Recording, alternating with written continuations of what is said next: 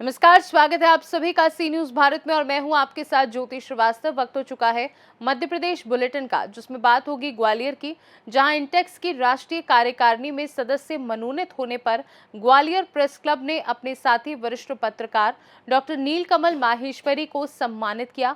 साथ ही बात होगी ग्वालियर की, जहां मध्य प्रदेश कांग्रेस अब प्रदेश स्तरीय संविधान बचाओ रैली का आयोजन कर रही है। इसी कड़ी में ग्वालियर में संविधान बचाओ रैली की गई। ऐसी तमाम खबरों पर विस्तार से करेंगे चर्चा। इंटेक्स की राष्ट्रीय कार्यकारिणी में सदस्य मनोनीत होने पर वरिष्ठ पत्रकार डॉक्टर नीलकमल माहेश्वरी को ग्वालियर प्रेस क्लब और स्मार्ट सिटी प्रेस क्लब द्वारा संयुक्त रूप से आयोजित सम्मान समारोह में शॉल, श्रीफल और प्रशस्ति पत्र भेंट कर सम्मानित किया गया। फूलबाग स्थित प्रेस क्लब सभागार में आयोजित कार्यक्रम में मुख्य अतिथि आनंद त्रिवेदी, अध्यक्ष प्रदीप तोमर, सचिव प्रमोद शर्मा और कोषाध्यक्ष धर्मेंद्र तोमर सहित कई पत्रकार शामिल हुए। संचालन डॉक्टर सुरेश सम्राट ने किया और आभार प्रमोद शर्मा ने व्यक्त किया। आइए जानते हैं इस विषय में वरिष्ठ पत्रकार डॉक्टर सुरेश सम्राट का क्या कुछ कहना था।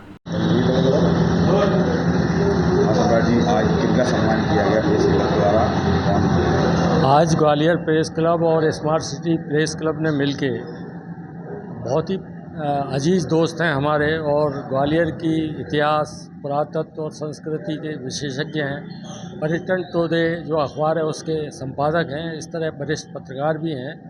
डॉक्टर नीलकमल माहेश्वरी जी जो हमारे बीच हैं, उनको इंटेक जो एक अंतर्राष्ट्रीय संस्था है और भारत सरकार की मान्यता प्राप्त संस्था है, उसकी राष्ट्रीय कार्यकारिणी का सदस्य मनोनीत किया गया है। ये ग्वालियर के लिए बहुत बड़ी उपलब्धि है और मेरे लिए प्रसन्नता इसलिए भी है कि डॉक्टर नीलकमल माहेश्वरी मेरे लिए बहुत अजीज़ हैं। उनके पिताश्री डॉक्टर एच.बी. माहेश्वरी जी से मेरे दोस्ताना ताल्लुक़ रहे हैं, तो मेरे लिए और ग्वालियर के प्रेस जगत के लिए एक बहुत बड़ी उपलब्धि है कि डॉक्टर नीलकमल माहेश्वरी जी को इंटेक की राष्ट्रीय कार्यकारिणी में सदस्य मनोनीत किया है। इसी के उपलक्ष्य में आज ग्वालियर प्रेस क्लब के अध्यक्ष प्रदीप तोमर जी, महासचिव प्रमोद शर्मा जी और स्मार्ट सिटी प्रेस क्लब के महासचिव आदरणीय आनंद त्रिवेदी जी और ग्वालियर के समस्त पत्रकारों ने मिलकर उनका सम्मान किया है,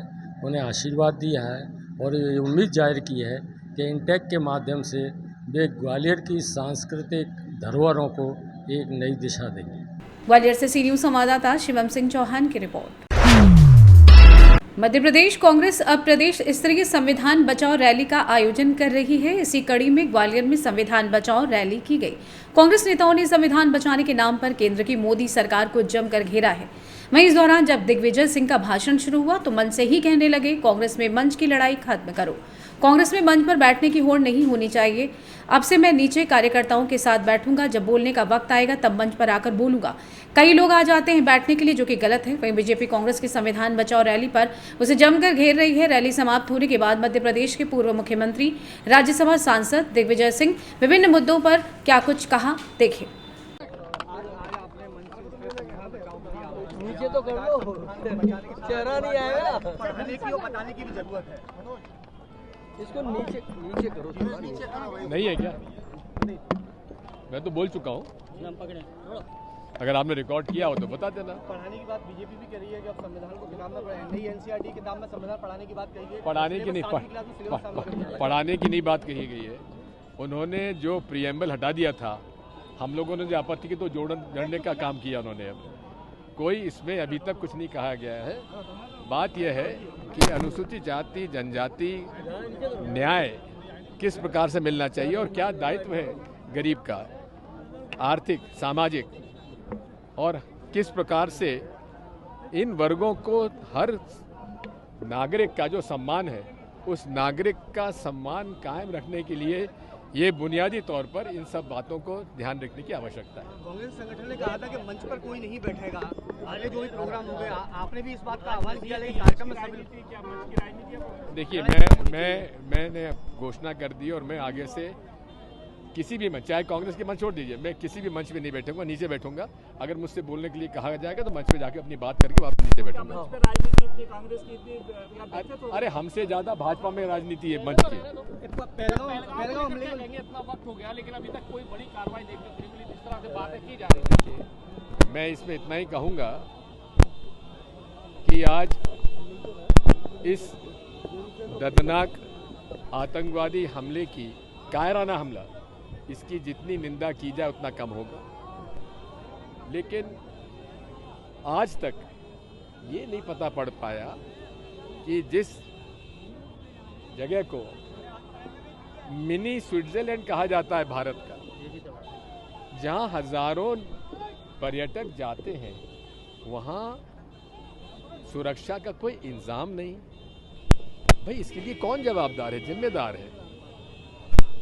हम तो अपेक्षा करते हैं कि जो भी जवाबदार जिम्मेदार है उसके खिलाफ कार्रवाई तो होना चाहिए।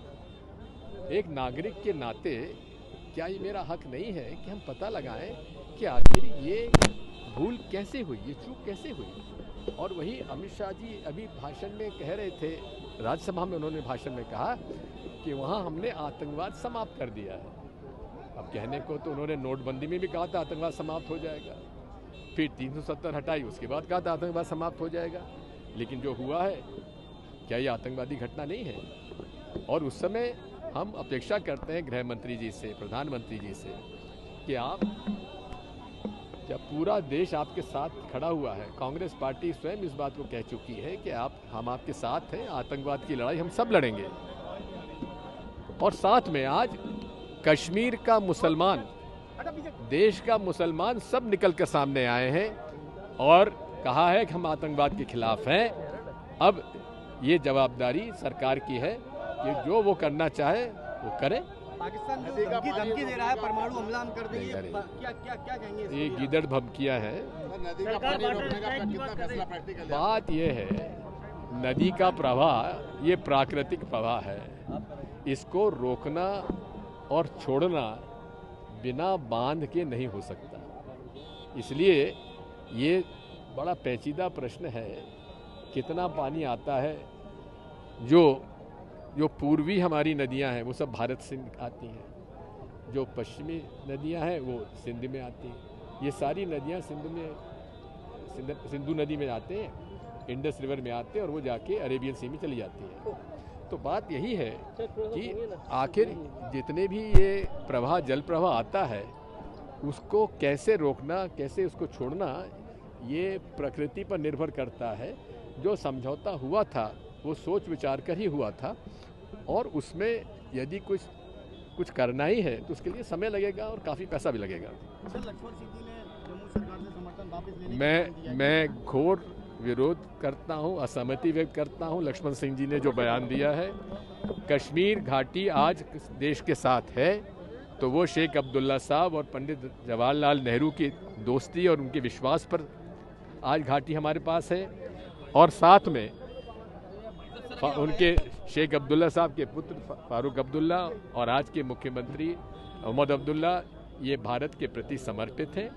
और राहुल गांधी जी जो कुछ कहते हैं सोच समझ कहते हैं। लक्ष्मण सिंह जी ने किस संदर्भ में कहा मैं नहीं जानता हूँ, लेकिन जो कुछ छपा है वो अगर उन्होंने कहा है तो उचित नहीं है। ग्वालियर से सी न्यूज़ संवाददाता शिवम सिंह की रिपोर्ट। फिलहाल के लिए मध्य प्रदेश बुलेटिन में बस इतना ही। वक्त एक छोटे से ब्रेक का। ब्रेक के उस पार हम आपको और भी तमाम बड़ी खबरों से करवाएंगे रूबरू।